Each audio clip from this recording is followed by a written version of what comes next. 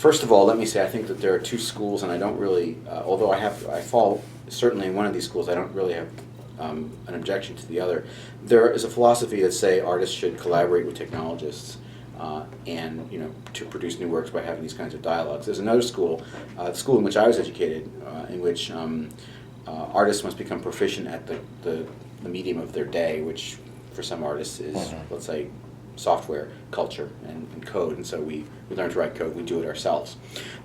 So that's a spectrum along which you can find. So you say, I mean, your question presumes I'm collaborating with people when in fact I write my own software. Right. That said, and I tend to collaborate with others like myself because that's how it works. That said, there are some projects in my own field that require significant types of expertise, and like films, for example, you need people with different kinds of expertise. So that's the first question. Like, I don't know. The question presumes like, oh, I'm an artist and I need an engineer to help me out. I mean, that's not necessarily how I work. Although I know people who work that way, and actually you can produce great things that way. A friend of mine calls it do it yourself versus do it with others. I mean, both are good, and certainly one of them is more social.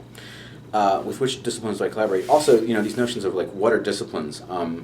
I've collaborated with people who are roboticists. Is robotics a discipline now? When did that happen? I mean, it did happen, right? But not that long ago. I mean, like, is 1900 the cutoff line for talking about disciplines?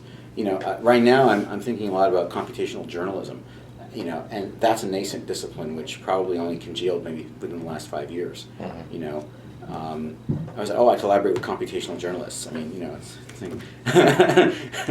I mean, I would say more accurately, I tend to work with other hybrids.